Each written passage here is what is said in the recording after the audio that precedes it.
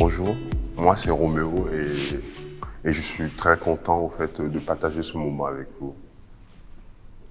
Good morning, my name is Romeo and I'm very happy to share this day with you. Et si vous avez des questions, donc So whenever you have questions, feel free to ask. Il y en a une déjà? So we saw that the medium that you used before was like linen, bed linen, and why the move towards black velvet? disons que au fait la rencontre avec la collection Maramotti s'est faite en 2003 lors d'une exposition à New York.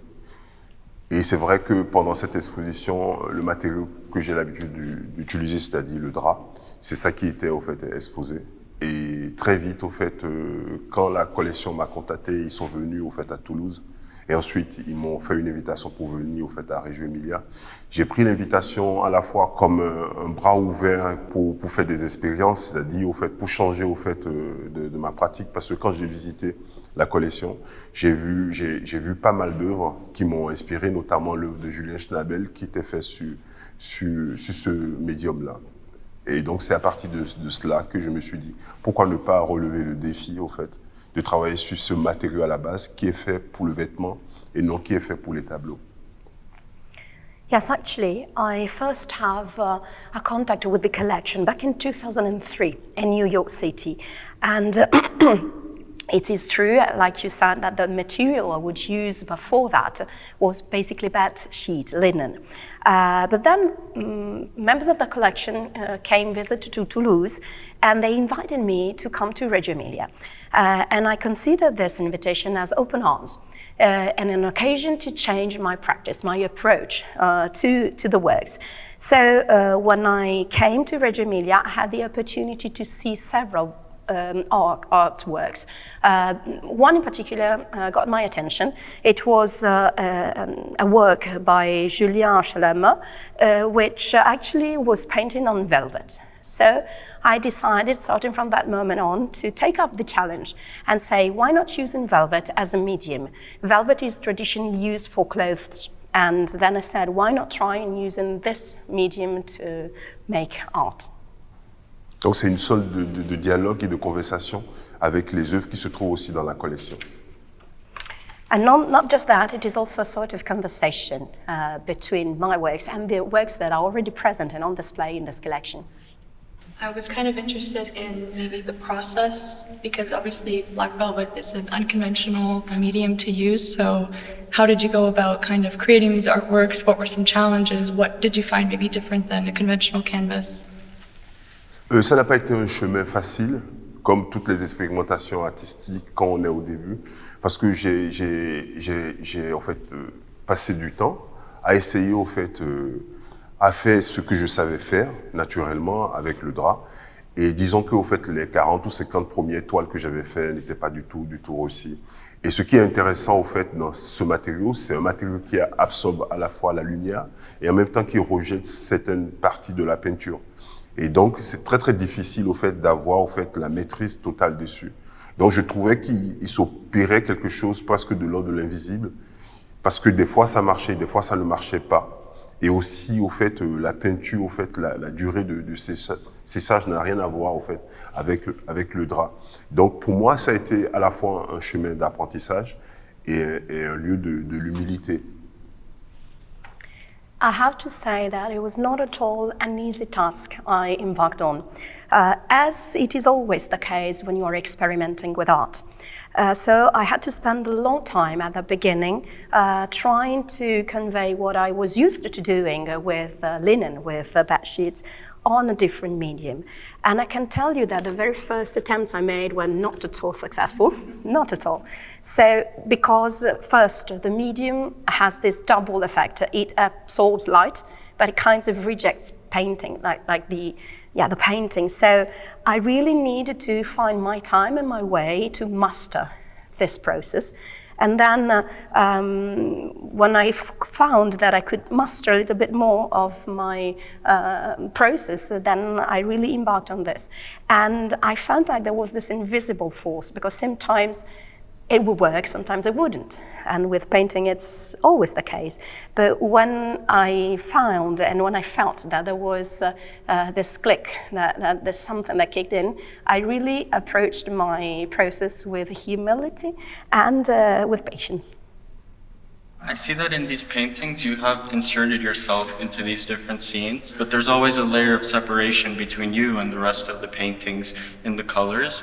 And I wanted to know if this says something about different facets of a person's personality, that maybe you can empathize with different roles other than your own. Like you have one here with a man, and also there what I believe is a woman's, and different roles in society. Also the way you relate classical themes to the modern day and put yourself into it. C'est très intéressant. Very interesting question. En fait, pour paraphraser Henri de Luca, qui est un poète italien, qui a dit au fait qu'il écrivait pour donner au fait la parole aux gens qui n'en ont pas. Et moi, dans mon cas, au fait, ce qui m'intéresse quand je travaille avec l'autoportrait, c'est pas nécessairement vraiment mon visage à moi, mais c'est comment, au fait, on peut rendre les visages du monde qui sont dans cette toile. Parce que souvent, dans ces tableaux, au début, quand ça avait commencé, ce qui m'intéressait, ce sont les personnages ou les personnages qui jouaient un second rôle dans les toiles, qui m'intéressaient.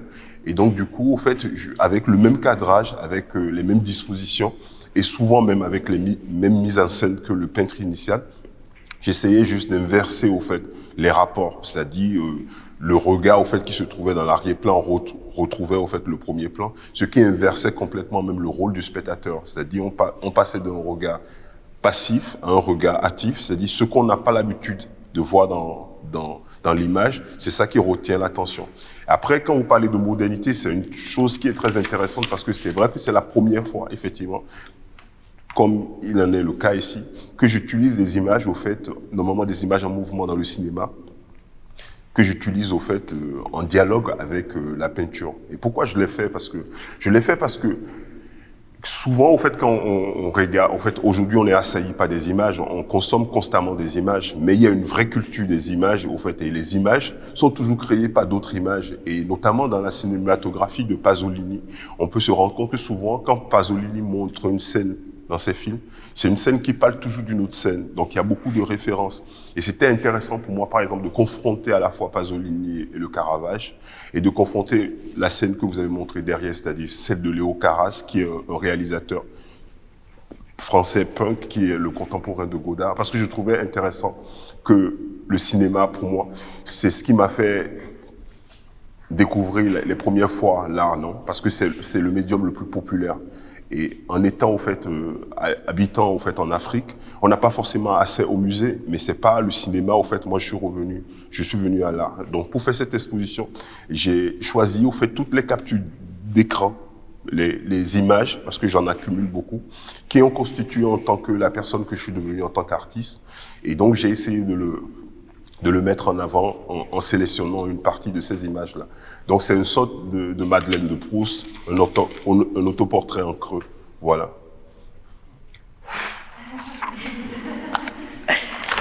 I'll do my very best, I promise. So, it is a very interesting question you ask, and I have to tell you that I will start by quoting Henri De Luca, an Italian writer, who would use this expression: I give a voice to, and I speak for those who have no voice at all. So this is not simply self-portraiture I'm making, but I'm using my own visage, my own, face, to portray the faces of the world, of people in the world.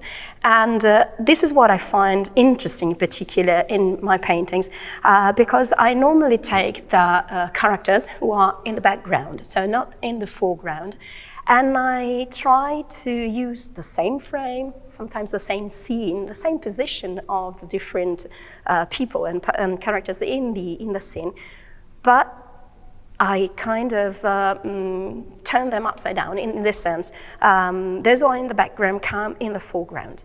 So it's like I am also twisting with the different roles, including the viewer. So the viewer is not a passive observer. It is an active observer. So I'm challenging, in a way, what people are looking. And I'm trying to start a conversation with my viewers. Then you mentioned modernity and classics. And this is the very first time for me that I'm using images that I'm also taking from the other mediums, including cinema, including drama, and I'm taking them back into paintings. Think of images. We are overwhelmed by images nowadays, but we also need to know that there is a culture of images. There's something that needs to be understood better about images. And I drew inspiration from Pasolini, the Italian filmmaker. Whenever he portrayed a scene in his films, that scene would make a clear reference to other scenes. And also, I drew inspiration from Caravaggio, from the classics, or Leo Carras, who was a contemporary, so the same time, lived in the same time as Godard. Why did I choose cinema? That was the very first contact I have with art, in my experience. You can imagine that not all the mediums, all the media are accessible. Cinema is the most accessible of all, especially if you live in Africa and you do not have any access to museums, whereas for cinema it's easier. And I also took the very high amount of images that I tend to accumulate, and I chose them, I selected them, just to give an idea of what I am as a person, what I am as an artist, and my own journey as an artist. This is why I made this selection. And I have to say that it is a continuous discovery for myself as well. I was particularly interested in the San Sebastiano, just because I want to know what is the collection with the iconography of the saint and if it's related to the artwork in the contemporary world. And also, as is quite light, like the color of itself, since it's more white, it stands out on the black velvet. And what was the process actually to achieve that brightness with the black canvas, of course, and the black velvet on the background? Ah, c'est très intéressant. Au fait, le personnage de Saint-Sébastien, j'en avais fait déjà d'autres auparavant. Et c'est vrai que Saint-Sébastien m'intéresse pas l'histoire et pas l'icône, parce que dans certaines parties du monde, au fait, c'est une icône pour les désœuvrés. Et dans l'autre partie du monde, c'est-à-dire quand on vient en Occident, c'est une icône LGBT. Donc je trouvais intéressant que des personnages de la Bible, qui sont quand même, au fait, liés à la religion, soit aussi au fait réapproprié par les gens partout dans le monde. Quand vous passez d'un continent à un autre, c'est le même symbole, mais qui n'est pas au fait utilisé pareil. Et quand vous parlez au fait de la peinture elle-même, je dirais que ça faisait partie de ce processus d'expérimentation, parce que justement, en peignant au fait la première fois le Saint-Sébastien, ça ne donnait pas forcément ce que je voulais. Et donc, toute la partie où on voit la peau s'effriter, c'était un résultat malgré moi au fait de la réaction au fait du velours et de la peinture. Parce qu'il faut savoir que au fait le velours, effectivement, c'est un matériau très très noble qui est utilisé souvent dans la haute couture, mais par contre, moi, la peinture que j'utilise, c'est pas de la peinture à l'huile, c'est de la peinture acrylique, qui est un dérivé au fait du plastique. Donc, c'est comme si au fait c'était accordé un monde pauvre et avec un monde qui est tellement riche et luxueux. Et donc, c'est ce que ça provoque. Donc, pour moi, c'était aussi intéressant au fait de montrer le résultat du processus tel que au fait le matériau a réagi. Yes, you mentioned San Sebastian. That was not the first time I portrayed San Sebastian. I was particularly interested in this history of the saint and as an icon. If you consider San Sebastian in some parts of the world, he is an icon of the poor ones, the deprived ones, whereas in other parts of the world, that has become an icon for the LGBT movement. So it is interesting for me to give the idea that characters in the Bible, who have, of course, a religious idea behind, can become icons and representations of all sorts of things in different parts of the world, from a continent to another. And when you mentioned the painter, the process, I have to say that coming back to the experimenting with art that I told you before, this is not the first attempt. This is not the results that I obtained for the very first time. When you see this very bright color, it is a sort of result, an outcome that came out despite myself, despite my action, he's saying. Basically because I used on a very noble material, velvet is traditionally used for haute couture, with a pool medium, because the colors I use are not oil-based, but they are acrylic. So you have plastic in it, basically, originally. So it was a result that I obtained by making juxtaposition between a very noble and rich world, velvet, and a poor world, something which is more of a popular origin, which is plastic. And so this is the result I obtained without even knowing that I would obtain such a bright color. I would like to know a bit more about the process of choosing the images that you're portraying, specifically with the classical ones, because we know that they have already like kind of a history behind them. So like all this process of choosing frames or choosing specific paintings, and also how the thing of intervening them changes their narratives into a contemporary current like issue or the way we're living in. How does creating images or like intervening images change the narrative of the things you chose? En fait, l'histoire est racontée quelque part par les vainqueurs. Et moi, au fait, je suis pas né en Europe. Donc je considère que c'est pas une histoire qui m'appartient personnellement. Mais en venant faire les études en Europe, très jeune, j'ai constaté en allant dans les musées que souvent, les personnes qui étaient issues de minorités où les femmes jouaient, au fait, étaient reléguées à un rôle juste d'objet de désir dans les tableaux. Et donc, à un moment donné, en tant que contemporain, je me suis dit comment je pourrais réagir face à ça, au fait. Et donc, naturellement, j'ai utilisé un moyen de subversion comme un autre, parce que pour moi, au fait, quand on vit dans un monde avec lequel on n'est pas tellement en accord, il y a soit une manière, c'est d'en rigoler, donc c'est de faire des blagues, ou parfois, c'est d'être contre radicalement, et donc de créer un nouveau monde. Et moi, j'ai trouvé plutôt intéressant de ce qui constitue, au fait, le socle de cette société, que moi, en tant qu'étranger, je suis venu pour étudier dans cette société, de le prendre, au fait, et d'en faire le mien, quoi, c'est-à-dire de me réapproprier, comme quand vous allez au théâtre et les gens font des mimes. Et donc, au début, c'était vraiment un jeu théâtral d'identification. Et petit à petit, c'est vrai que au fil des rencontres, au fil des lectures et même au fil des échanges avec les gens, parce qu'il y a plein de tableaux que je ne connaissais pas, il y a plein de films que je ne connaissais pas, parce que j'ai fait une école d'architecture, donc on vous donne des références.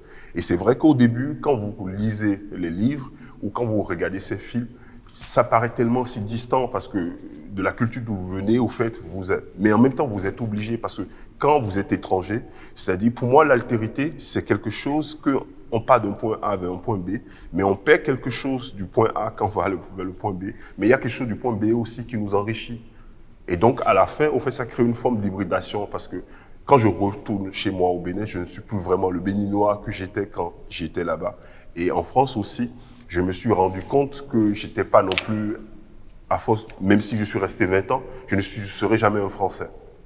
Donc ça fait de moi un être hybride. C'est pour ça que je passe d'un monde à l'autre avec cette pratique subversive, je dirais. Et les personnages, comme votre collègue en a parlé tout à l'heure, effectivement, cette tête noire sur ces corps blanc, c'est une forme aussi de personnage hybride, parce que si on regarde la société française aujourd'hui, elle n'est pas ce qu'elle était il y avait un siècle, et en Afrique non plus. Donc rien ne se perd, quoi, tout se transforme. You have to consider that the mainstream history is always told by the winners. And since I was not born in Europe, this was something that simply did not belong to my history, to my experience. But I came to Europe to study when I was very young, and so I could see myself that there were a huge amount of people in minorities and women who were just relegated to the side, to the margins. If you consider women, they were basically portrayed as objects of desire, sexual desire. And so I as a contemporary person, as a modern person, I wanted to react to this. And I embarked on this experience and took a subversive action. So I wanted to rebel from the mainstream thinking. And especially if you consider that nowadays, in our era, in our time, we tend to never agree with each other. And so when you do not agree with somebody, you can make sport of what people say, so you can just laugh at what people say, or you can have a more radical opposition and try to elicit something new, like a new world. So basically I had to get acquainted to a society, being a foreigner in Europe, that was not mine originally. And I tried to reappropriate of considerations of ways of things that were not mine originally. It's like when you go to the theater and you see like a parody, you see people mimicking other people. This is a different process of identification that also was underpinned by the many meetings I had, the many readings I made, and the conversation I had with people. Most of the things I got in touch with, I just didn't know. I originally studied architecture, so I simply did not know many of the things, but then by reading, by watching films, by discussing with people, then I could find my own way through this different culture, which is what was not mine. And I tend to think that alterity, so the thing of seeing something which is other, is not just a journey from A to B, and full stop. You always gather something from your starting point A, but when you reach B, you need to be enriched by what you find in B, in this destination point. If I think of myself, when I go back to Benin, I'm never the same person I was when I first left. And even in France, even though I'm living there for 20 years now, I will never be a French citizen, so to say. So I always tend to make this journey between a world to another, including the journeying from the classics to modernity, and including the characters that Yikilik mentioned before, this white, this white skin, white body, and this black face. It's a way of reappropriating myself of the ideas or of the culture, which is something which I'm not used to. Consider that society in France, the society nowadays is something completely different as opposed to what it was a century ago. And even in Africa, we're not the same as we were 1 century ago. So for me, this is like portraying changes. I believe the way this exhibition is curated, you walk in the door, and then it culminates in that piece at the end, which is I wanted you, if you could please elaborate on the symbolism of the boat, why you chose this scene. And it's a boat that seems to be crowded with so many people. It evokes a sense of desperation. If that says anything about the human condition and our modern society. En fait, le choix du bateau de se retrouver là, c'est le choix curatorial de la collection. Parce que moi, j'aime bien aussi, quand je travaille avec les gens, de les laisser se réapproprier au fait des œuvres et de me donner à voir ce que moi, j'ai pas vu quand je suis dans mon atelier. Donc, le monde, parce que l'espace de l'exposition, pour moi, c'est aussi un espace de montage qu'on partage avec les autres. Donc, c'est intéressant toujours de voir ce qui peut en découler, qu'on n'a pas imaginé soi.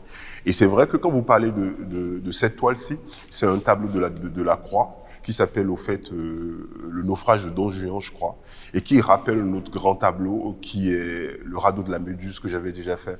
Et ce tableau, pourquoi en Italie? Parce que quand on le voit, c'est un tout petit tableau.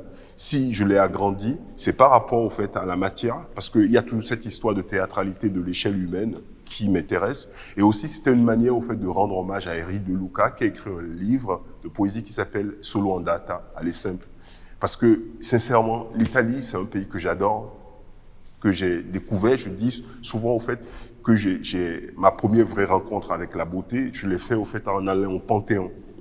Si j'étais jamais allé visiter ce bâtiment, je ne serais jamais architecte. C'est la fois où j'ai vu la lumière dans ce bâtiment, je me suis dit, si les gens ont fait ça 2000 ans avant, je peux le faire aussi. Et donc, comme challenge, je suis allé faire des études d'architecture. Et en même temps, quand je viens dans ce pays, il y a un truc qui me prend toujours par les tripes. Je me demande comment les gens font pour vivre avec tous les gens qui viennent d'Afrique et qui meurent dans leur mer. Parce que En Italie, le paysage il est magnifique quand on va au bord de la mer. Mais en même temps, c'est un lieu de la mort, en fait. Donc ces gens qui quittent le continent pour venir en Italie, c'est pour avoir une vie meilleure. Et en même temps, au fait, c'est à l'endroit où aussi, au fait, ça peut s'arrêter. Et donc, c'est à la fois chaotique, mais au fait, c'est fait de drame. Il y a un certain drame qui est lié à cette terre, qui est très très forte. Et comment, au fait, on peut le montrer, ça? Comment on peut montrer, au fait, l'irreprésentable, mais en même temps, au fait, dans un endroit où il y a tellement de beauté. Parce que quand moi je viens en Italie, même les arbres, je trouve ça magnifique. Enfin, je trouve magnifique en Italie. Et donc, c'est souvent un pays, quand je viens, je suis à la fois partagé par la beauté et par le chaos. Et donc, c'était ma manière, au fait, de rendre hommage à ce livre de Henri de Luca. C'est ça. Well, the choice of position in this last painting there is not mine. It is of the curator of the collection. And I accept this because whenever I display my works, I accept having other people giving their opinion because they can come up with something that I never thought before. So it is a way of assembling also my works, which is also, and includes also the points of view of others. Now, why did I choose the boat? The boat is connected strictly with the country we're in Italy. Of course, why Italy? Italy has inspired me. This painting is inspired by another painting by Delacroix. In French, it is Naufrage dangereux, so dangerous shipwreck. I don't know if it is the correct translation.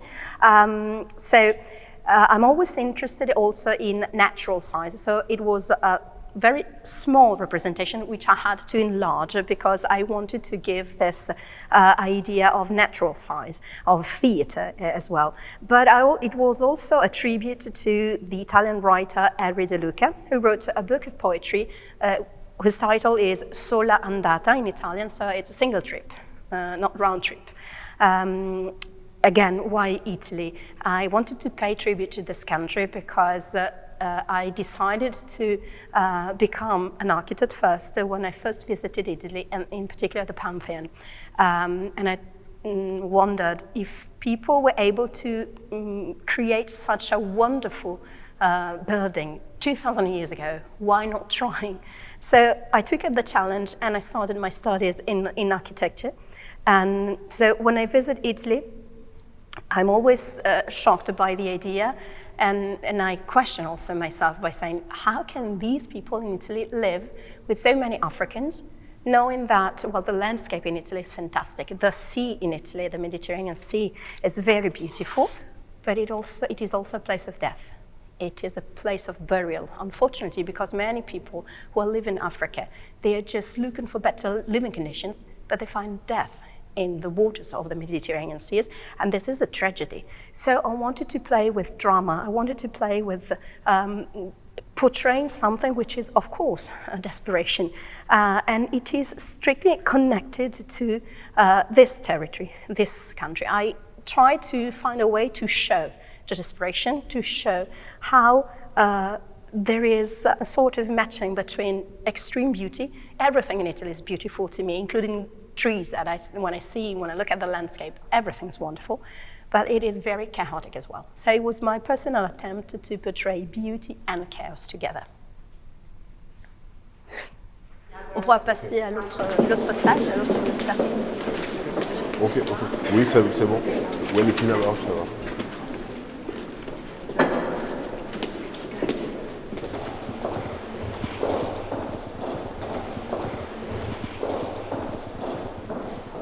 So even in the other room, it really stood out to me how the social dynamics, the social context is very important in each and every of your pieces.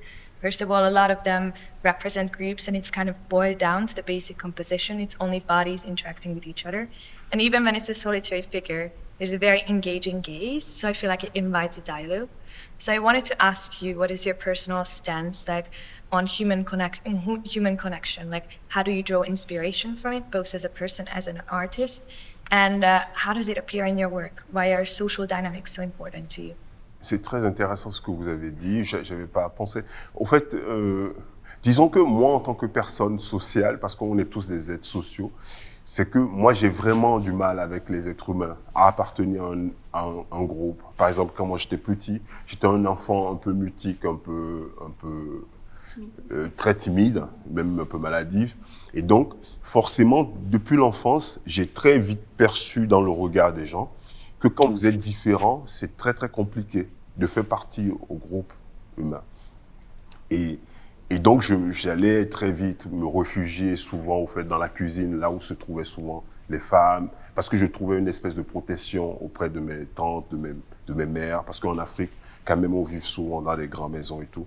Et en venant, au fait, en Europe, j'ai appris un truc qui m'a beaucoup aidé, c'est le mythe de Tirésias, qui est à la fois une femme, à la fois un homme, et qui vient annoncer, au fait, la fin du monde aux gens, et en même temps, en fait, elle est poursuivie, elle est pourchassée. Et j'ai trouvé ça intéressant parce que je me suis dit finalement, même si j'ai un destin d'être un être à part, je peux être quand même celui qui fait le lien, c'est-à-dire le médium, comme un masque de transfert.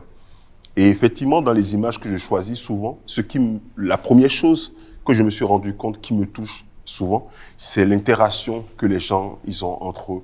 Parce que je pense que même moi, même en tant que personne, quand je marche dans la rue, je le perçois très très fort ça. Je suis très très sensible à ça.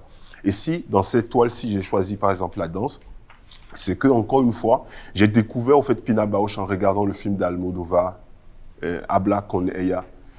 Et je sais que la première fois que je l'ai vu, c'était un truc qui m'a pris, même si c'était sur un petit poste téléviseur, parce que ça me ramenait au fait à chez moi. Et je trouve que ce qui est intéressant, c'est que au fait le rituel, c'est ce qui lie les gens. Et quand vous pensez d'un endroit même à un autre, vous vous rendez compte que finalement, la condition humaine, elle est la même. Peut-être elle prend des formes différentes parce qu'on est tous faits de douleurs, non, d'un endroit ou d'un autre. On a tous au fait des traumas dans nos familles. Mais comment au fait on transforme ces traumas-là, c'est-à-dire comment on résiste à ces traumas-là si c'est pas que de tuer le silence et de ramener un peu la beauté de l'exil. Et donc, la danse de Pina Bausch, pour moi, je trouve que c'est quelque chose qui fait le lien, au fait, avec cette condition humaine que vous avez dit. Et cette danse, elle a été même reprise, au fait, aussi en Afrique, par la compagnie de Germaine Acogny, qui est une grande chorégraphe africaine. Et quand j'ai regardé à la fois, en fait, la pièce en France, c'est-à-dire le Sacre de printemps de Pina Bausch, et j'ai suivi celui de Germaine Acogny, je trouvais qu'il y avait vraiment un lien très, très, très, très fort. Et donc, qui me ramenait encore une fois chez moi, parce que quand on fait les rituels, au fait, au Bénin, souvent, les gens ont du kaolin dans le visage, comme ces personnages qui tombent, parce que c'est aussi un transfert d'un monde visible à un autre. Et c'est des danses, au fait, collectivement, même quand vous assistez, vous êtes au bord de la foule, vous êtes pris dedans.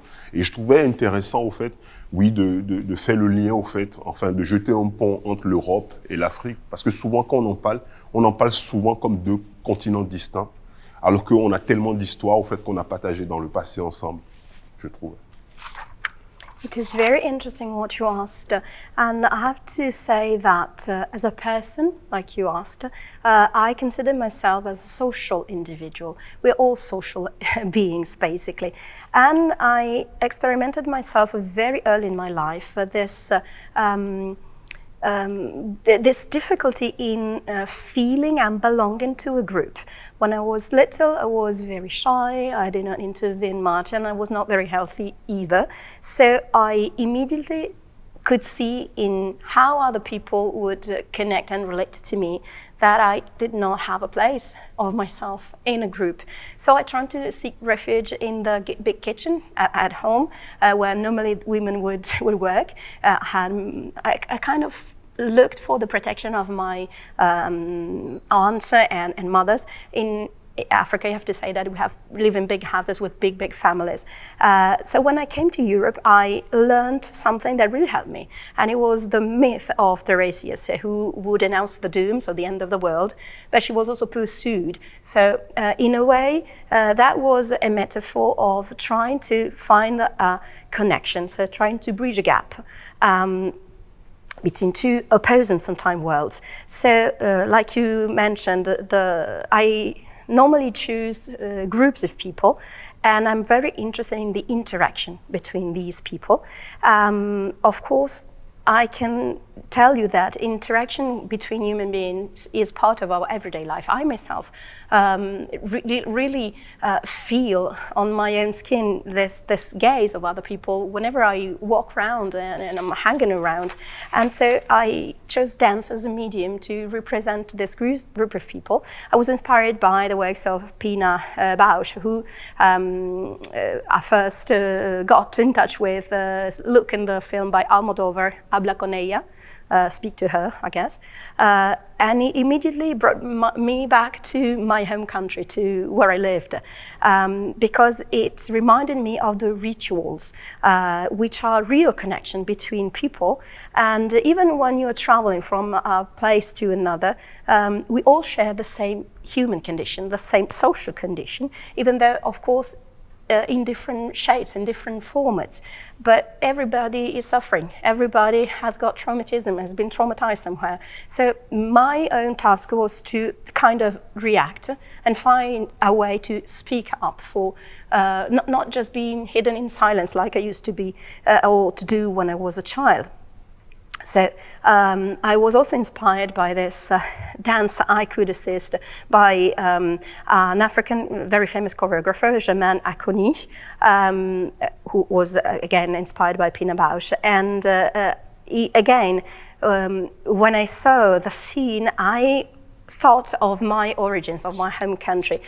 Rituals, I can tell you, in Benin, where I live, are collective situation, are collective exercises. And people, like in my painting, have this white powder on their faces and they're dancing. And even if you're a spectator and you are outside the scene, you are in a way taken inside a circle, inside this dance. And I can tell you that my own attempt was not just finding a connection between human beings, but building a bridge between two worlds, Europe and Africa.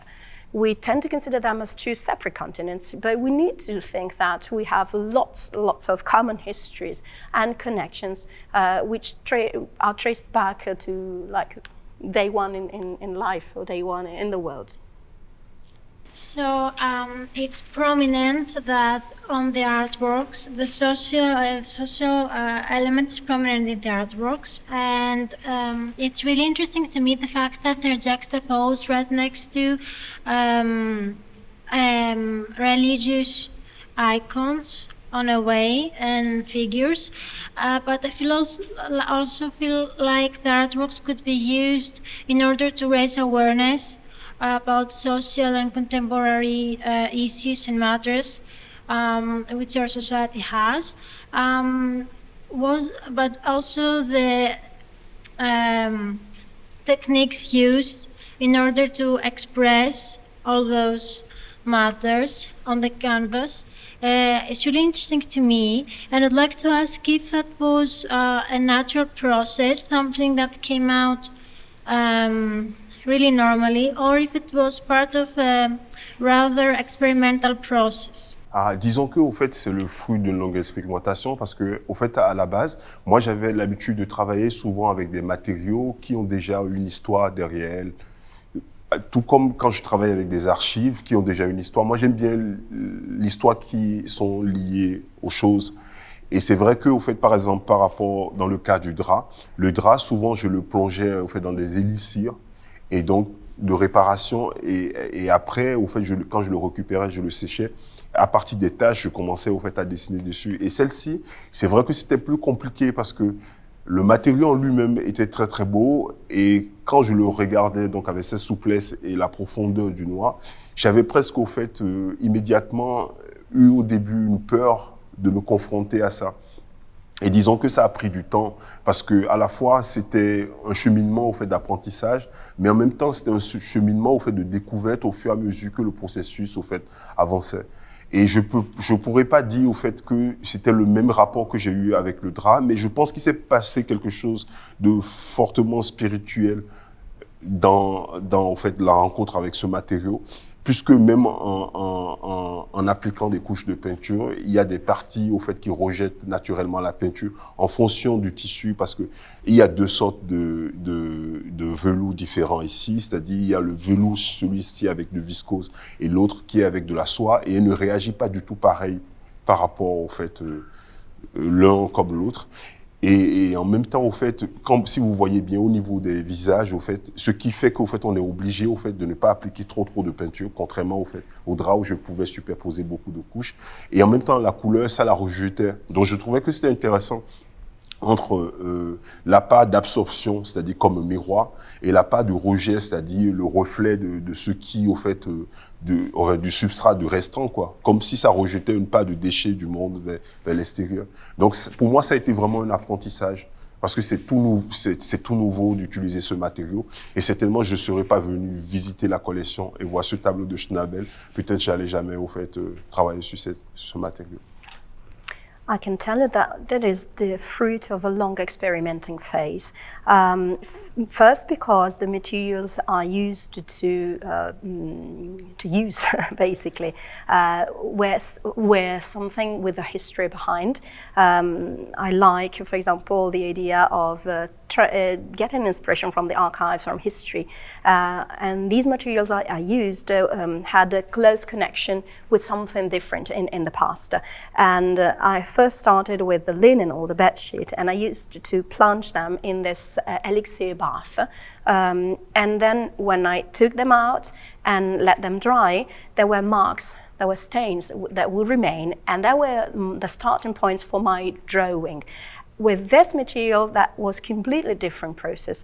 First, because the material is softer, and the depth of the color black kind of scared me at the beginning. So I really need to take my time. I really need to embark on a path, on a discovery, let's say.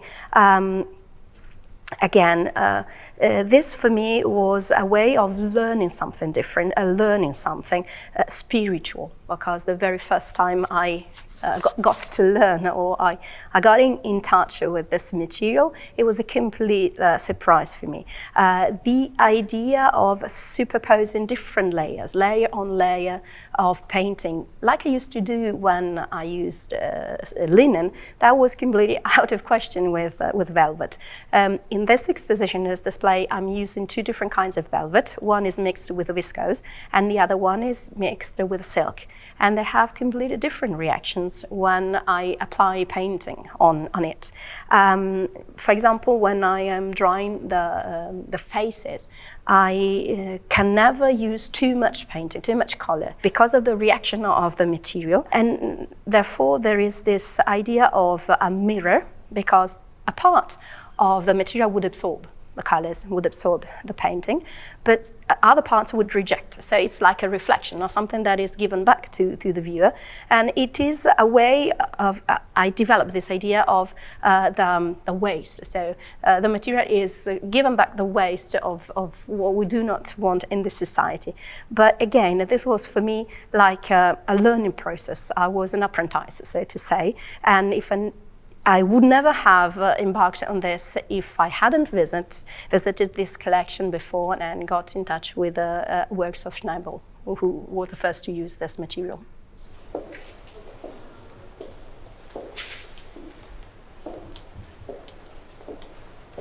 I can see that many of your works are related to Caravaggio paintings, and I wanted to know why did you choose him and why did you choose the specific paintings for your inspiration?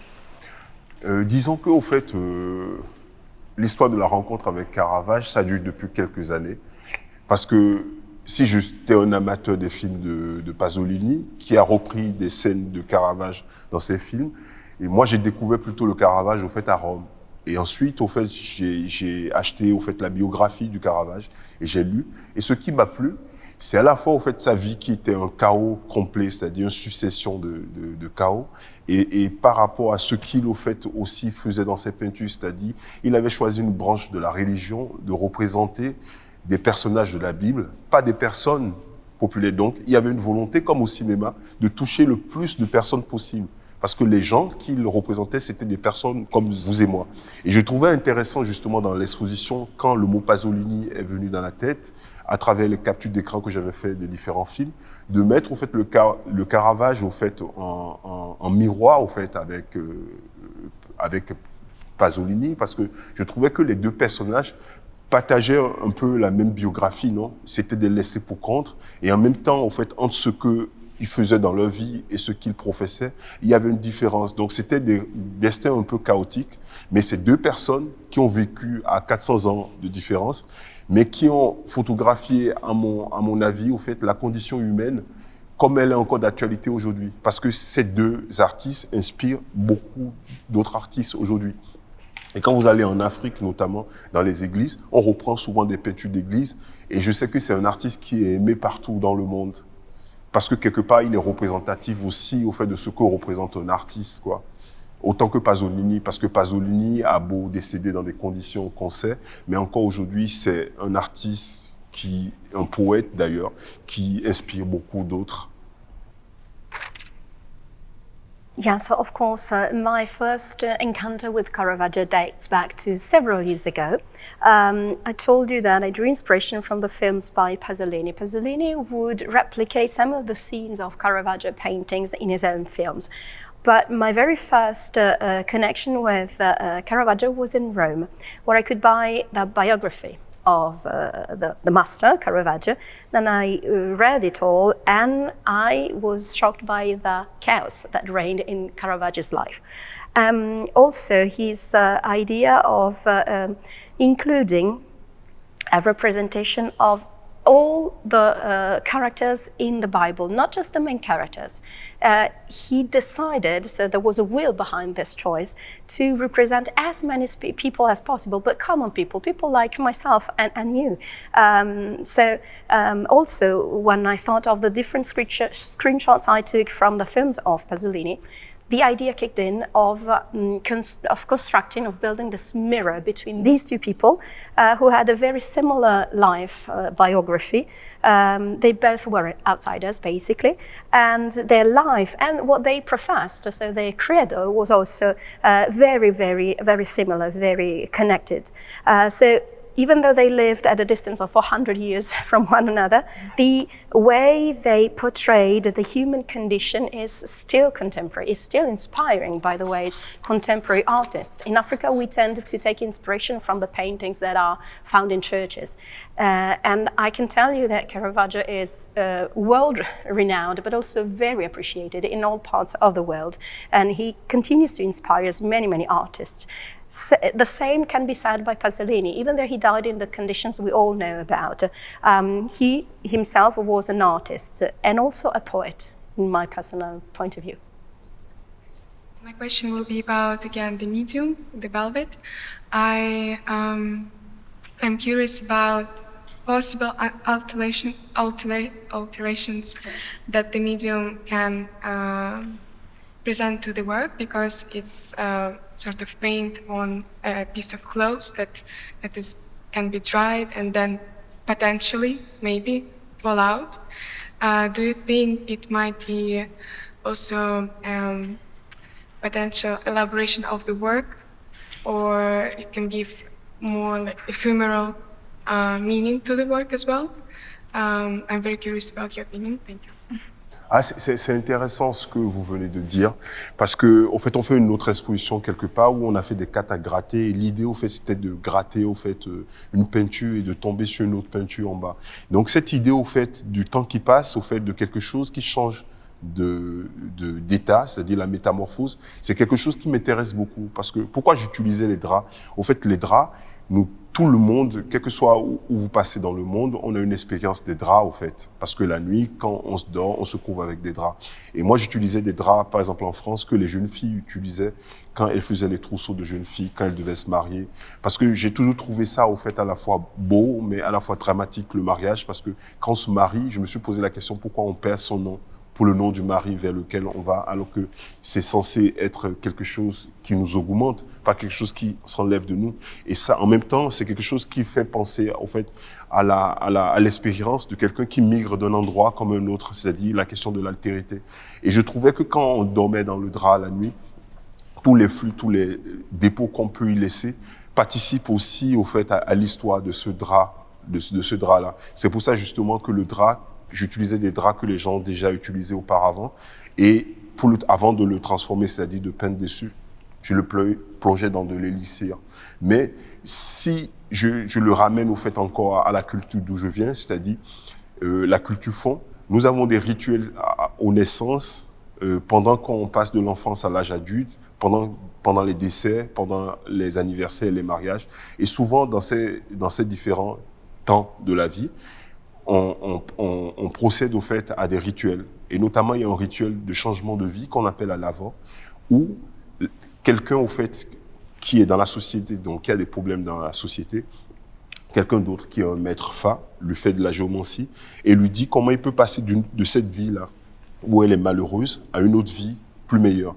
Donc généralement, on vous donne des tissus, plusieurs tissus, on vous enfile des tissus et on fait des absolutions en groupe qui font que, au fait, tous ces draps sont tachés, au fait, de votre sueur, de tous les liquides qui proviennent. Et à la fin, on enlève ces tissus et on va l'attacher dans un arbre sacré dans la forêt pour laisser la pluie, au fait, transformer ce drap.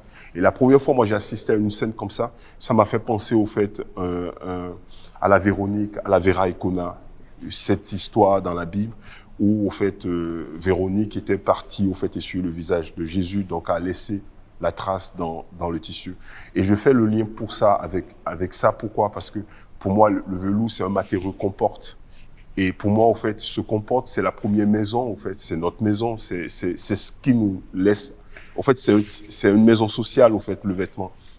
Donc, représenter, en fait, ces peintures-là qui constituent l'histoire de ce monde sur ces vêtements, ce transfert, pour moi, ça me paraît complètement naturel que si, avec le temps, en fait, il y a un état de transformation, parce que c'est vrai que quand j'ai commencé à faire les premières peintures, j'avais peur, au fait, de la réaction que ça allait avoir.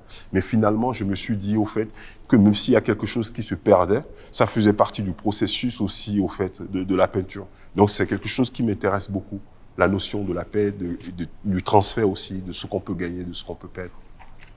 It is absolutely interesting what you asked about, and I can tell you that we started experimenting with this cagratis, so the idea of scraping away the paint from a painting.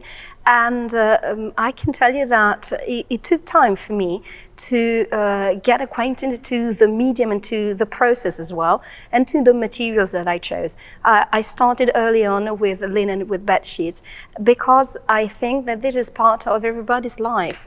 I mean, whenever you go to sleep, you are basically inside bed linen, so bed sheets. In particular, I used to choose the linen and the clothing basically that belong to a trousseau, the young bride's trousseau.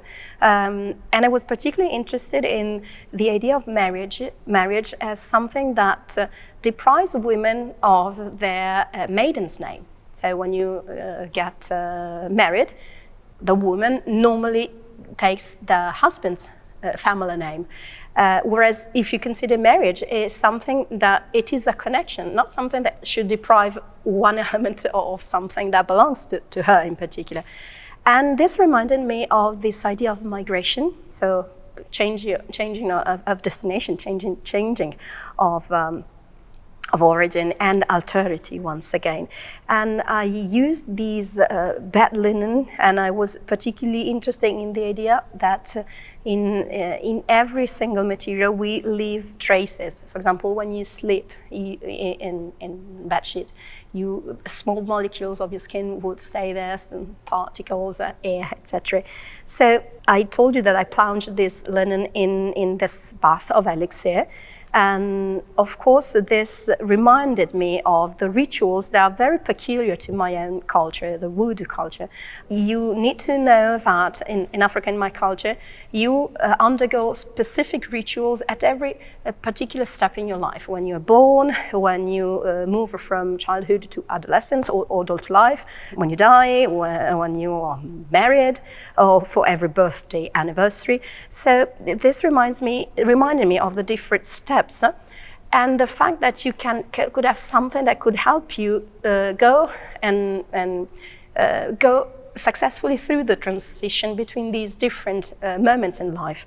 And probably it's something that is really rooted in my society, so in my culture, that whenever you need to embark on this journey, you will find something that helps you go successfully from poor life condition to a better life condition.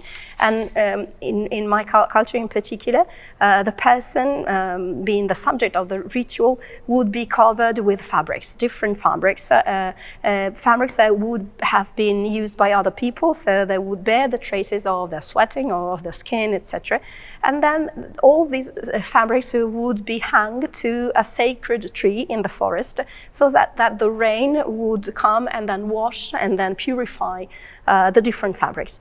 And this brought me back to the idea of the Veronica in the Bible, Veronica, the woman who would dry Jesus' face from the blood, and then the traces of Jesus' face would stay on the cloth.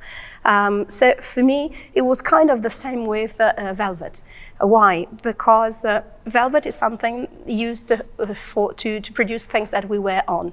And what we wear on our bodies is our home. It's a social home, at least in my point of view. And the idea that paint on velvet would naturally be degraded, it would get lost at a point, was particularly interesting to me, because it is the idea of transitioning that comes back. And this idea that the painting naturally reacts with the medium is, for me, something that is challenging, of course, but it is part of my process of experimenting.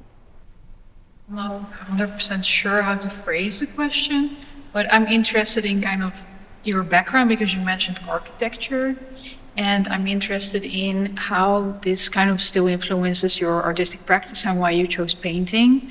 And maybe also, apart from Pina Bausch, maybe other contemporaries who inspire you in your artistic practice. Disons que, au fait, pour le background, au fait, j'ai commencé à faire des études d'ébénisterie parce que c'était le choix de mon père. Et ensuite, je suis venu en France pour continuer cela. Et quand j'ai fini les études d'ébénisterie, mon père voulait que je sois ingénieur, donc je ne voulais pas. Et ce qui se rapprochait le plus, c'est que, au fait, je fasse de l'art, mais en même temps, au fait, qu'il y ait une partie plus sérieuse dans les études. Et donc, notamment, j'ai choisi l'architecture. Parce que mon père fut entrepreneur, donc ça créait le lien. Parce que je suis son fils aîné, donc j'étais censé après travailler avec lui. Donc ça faisait le lien. Et en faisant mes études d'architecture, je vais dire que j'ai eu la chance dans la première année, parce qu'en France, l'architecture n'est pas du tout comme dans les autres pays d'Europe, c'est sous l'égide du ministère de la Culture. Donc on a des matières qui sont purement scientifiques, et en même temps, jusqu'en troisième année, on est obligé de faire des matières artistiques. C'est-à-dire, on fait de l'histoire de l'art, on a des cours de dessin, enfin. Et c'est comme ça dans les écoles françaises. Et moi, en première année, j'ai eu la chance d'avoir un artiste qui s'appelle Patrick Charton, qui est décédé maintenant, malheureusement. Et disons qu'en 6 mois, en étant avec ce prof, il m'a fait comprendre qu'il fallait que j'aille aux Beaux-Arts, que j'avais pas trop ma place à l'école d'architecture. Mais il a fait toute ma culture après, c'est-à-dire de Gordon Mataclac, tous les gens qui ont fait des études d'architecture, mais qui n'ont pas finalement pratiqué l'architecture. Il m'a inculqué cette culture-là très tôt. Ce qui a fait que après, dans mes autres années, j'ai choisi des professeurs où il y avait toujours, en fait, cette fonction artistique qui était très prenante dans mon parcours. Et à la fin de mon parcours, comme on le fait souvent en Afrique, je suis rentré remettre le diplôme à mon père. Et là, j'étais libéré de faire ce que je voulais. Donc, disons que j'ai été dans un pays où quand même c'était possible. Et en même temps, je suis quelqu'un de nature très curieuse. Donc souvent, au fait, même quand j'étais étudiant en architecture, parce que souvent, les gens, au fait, quand ils regardent les études d'architecture de loin, ils pensent que c'est juste pour faire les plans. Mais pour moi, au fait, les architectes, c'est des gens qui créent des systèmes, du microsystème jusqu'à un macrosystème, parce que c'est la ville. Et donc, en créant ces systèmes, vous êtes obligé d'apprendre de la philosophie, de l'histoire de l'art, de la sociologie. Enfin, un bon architecte est souvent, au fait, à la croisée de plusieurs sciences sociales et artistiques. Et donc, dans mon parcours, je me suis beaucoup enrichi de tous les rencontres que j'ai pu faire, que ça soit au fait dans les arts visuels, que ça soit au fait au cinéma, au théâtre, et que ça soit au niveau de la danse. Enfin, c'est des trucs qui m'ont beaucoup intéressé. Oui, alors sorry. Yes, of course, you mentioned my background. So I did not decide to become an architect. I first studying as a cabinet maker. So I chose cabinet making because my father wanted me to do so. And then I came to France to study engineering, which is something that I didn't want to do. So it was again my father who wanted me to be an engineer. So I kind of found a compromise in order to do something that was artistic, which was more near my own feeling, still being very serious. And so I chose architecture. And then, of course, since my father was an entrepreneur and I am his eldest son, so I was the one who was supposed to hand on the tradition of the family, I had to embark on architectural studies. But I was lucky enough during my first year at university in France to basically be followed or be tutored by a teacher and an artist, Patrick, votre Oui, prof? Patrice Chartres, who passed away unfortunately, and he actually convinced me in not continuing my studies in architecture, but he told me that my place was actually in fine arts. So he really invited me to study fine arts. And we were lucky enough to be in France because it is different from other countries in the world. In the world. Architecture does not belong to, architecture is under the control of the Ministry of Culture. Starting from your third year of studies, you also need to have subjects which are not specifically scientific or engineering-like, but more artistic. So you study philosophy, sociology, art history, etc. So actually continuing my career, because I needed to have the piece of paper stating that I had a diploma, I chose teachers who had this artistic background. So when I got my diploma, which is what traditionally African students do, I came back to my country to hand my diploma to my father's, and then that was the moment when I was free to choose what I wanted to do. And of course, when you think of architecture and architects, you tend to say that these are the people who make the blueprints and that's it. But this is not true. To me, architecture is like building systems, from microsystems to macrosystems. And in order to be able to build a system, you really need to be at the crossroads between different mediums and artistic, like I said, philosophy, sociology, history. So for me, it was part of my personal experience because I am naturally a very curious person, and I draw inspiration from what I experience myself and what I can see from arts, theatre, cinema, and other. So for me, that was a way of expressing myself once I was free to do so. It took me a while to understand the significance of the title, Black Mirror. But it just came to me that you as a painter, you're looking at this black surface and you're revealing yourself. So in the act of painting, you bring out your own likeness.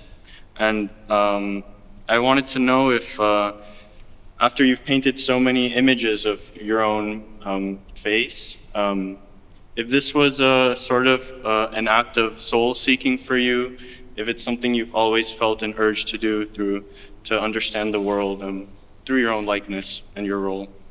C'est intéressant parce que le titre Black Mirror, c'est vrai qu'au début j'ai eu du mal à retrouver le titre parce que comme je vous l'ai expliqué, au fait, c'est un peu la Madeleine de Proust, c'est-à-dire ce fameux en français on appelle ça un autoportrait chinois.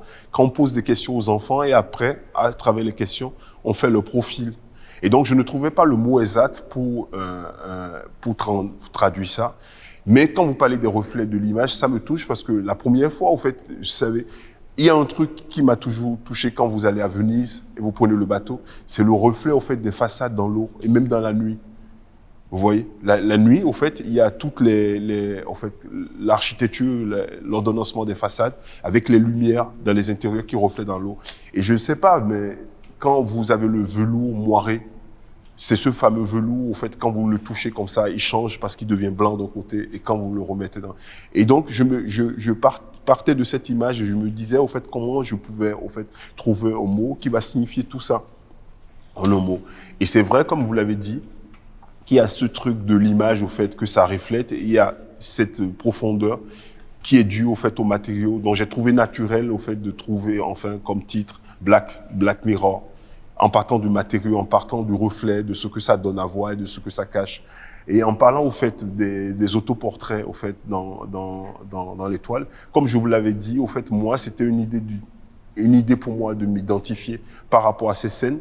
Et c'est vrai que les premières fois, j'ai vu des films de Hitchcock, parce qu'il y a plein de cinéastes aussi contemporains. Par exemple, dans le salon, on avait vu Léo Carras. Et Léo Carras, c'est un cinéaste qui m'a toujours touché parce que dans ses films, ça parle souvent de la nuit, ça parle des histoires d'amour, ça parle des premières fois, ça parle de la poésie, du chaos, au fait, comment on appelle ça, des ruptures amoureuses. Et dans les films de Carras, j'ai comme l'impression d'être dans un monde complètement punk parce qu'il a inventé, lui-même il apparaît souvent dans ses films, mais il a inventé un double à lui qui s'appelle Alex. Et Alex, en 2008, dans Boys Meet Girls, est devenu, au fait, Monsieur Merde. Et Monsieur Merde est venu dans Holy Motors. Et donc, je trouvais assez intéressant cette histoire parce que nous tous, quelque part, souvent, je ne sais pas si ça vous est arrivé, mais quelqu'un rencontre quelqu'un dans une autre ville et dit qu'il vous a rencontré. Donc, nous tous, quelque part dans le monde, on a un double parce qu'on pense souvent être une créature unique, mais on est fait d'un double. Et de ce double-là, il y a des parts d'ombre de nous, mais il y a aussi des parts de lumière. Et je trouvais que c'était intéressant, au fait, par le travail de portrait, en donnant à voir les visages du monde comme des sortes de, comment on appelle ça, de motifs, non? Parce que si j'avais des visages, par exemple, dans l'étoile, complètement différents, finalement, on passerait peut-être à côté de quelque chose s'il n'y a pas de conversation comme on est en train de le faire. Mais comme le visage est repris comme une espèce de motif qui revient à chaque fois, il y a une conversation même entre l'étoile, qui sont, à la base, ne sont pas faits dans la même temporalité, dans la même géographie, comme on a parlé de Pasolini et du Caravage. Donc, je trouvais que c'était une manière de faire le lien, au fait, oui, en tous ces mondes. It is absolutely interesting what you're asking. And of course, yes, I find it difficult myself to find the title at the first attempt. Like I told you, I first embarked on a process which is similar to the Madeleine, the sponge cakes in Proust's novel. And it is a way also, we call it like the Chinese question, Chinese interview, to ask questions to the interviewed person to draw up their profile. With children in particular, this is the case.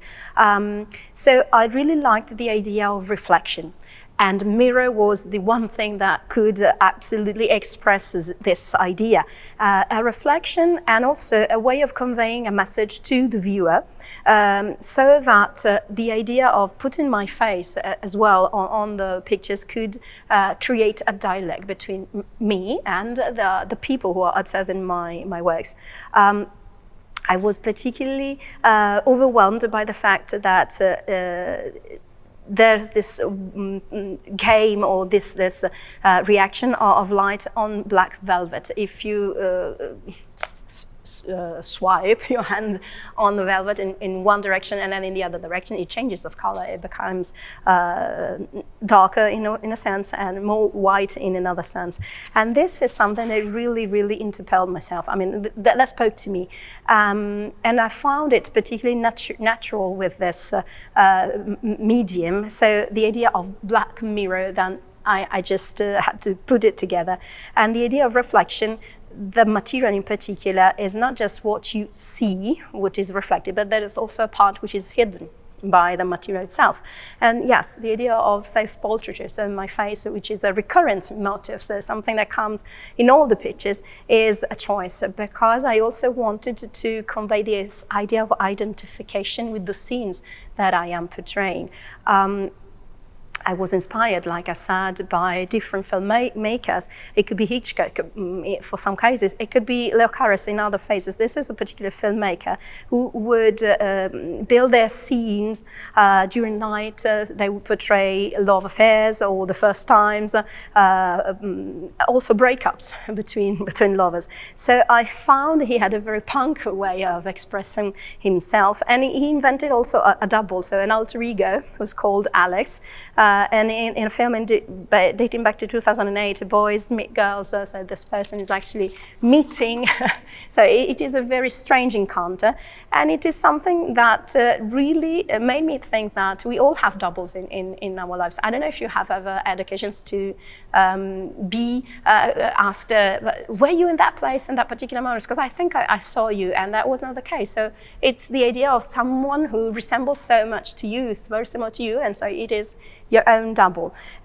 So it's also an idea, the idea of reflection, to elicit this game of shadow and light, which is very peculiar to any human being.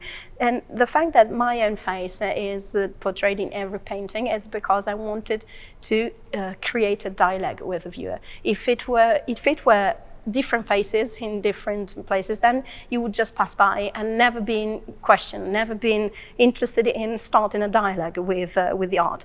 And of course, it's also a way of going back to the idea of different moments in time which are connected. Think of what the example I made with Caravaggio and Pasolini. It's more or less the same. I would like to know if you plan on expand this research, maybe not in other mediums, or just sticking to the painting, and also like how does the pictorial language translate to other mediums that you would like to explore furthermore? Ouais, au fait, je pense que le chemin que j'emprunte, c'est en fonction des rencontres que je fais, c'est-à-dire, c'est comme dans la vie, au fait, vous n'êtes pas le même hier qu'aujourd'hui parce que vous aurez rencontré quelqu'un ou vous aurez lu un livre, ou, au fait, l'état change constamment. Et moi, par exemple, je sais que je suis peuplé, enfin, je rêve beaucoup la nuit, et quand je rêve souvent, je dessine mes rêves. Et mon plus grand angoisse, c'est de mourir sans réaliser tous mes rêves, non? Et donc, j'ai plein de projets, au fait, d'installation, de sculptures, qui ne sont pas encore faits, et que j'espère, au fait, avoir au moins le temps, au fait, d'en parcourir quelques-uns comme un voyage avant de mourir. Et pour vous dire, au fait, la question du médium, c'est pas une fantaisie, parce que comme je l'ai encore dit une fois, si j'avais pas reçu l'invitation de venir à la collection, certainement ça m'aurait pas venu à l'idée. Mais je pense que c'est cette rencontre-là qui m'a permis, au fait, d'accéder à ce médium-là. Donc, je garde particulièrement, au fait, ces expériences de rencontres humaines, finalement, qui peuvent changer quelque chose dans votre vie. I can tell you this is a personal journey which is based on personal experience. We are never the same after reading a book, after talking to another person, after watching a film. And this is very similar to what I do. I can tell you that during night I dream a lot. And when I wake up, I draw what I dreamt during the night. And so my biggest fear is to never be able to fulfill all my dreams. So there's plenty of other installations, artistic works, sculptures that I hope I will be able to bring to life before I die. Talking about the different mediums, it is something that I cannot control. Like the inspiration from this particular exhibition came from the invitation to visit the collection. If I had not been invited to visit the collection, I would never have even conceived the idea of painting on velvet. So I continue hoping that I can expand my own personal experience so that it can be reflected in my experiment and with art.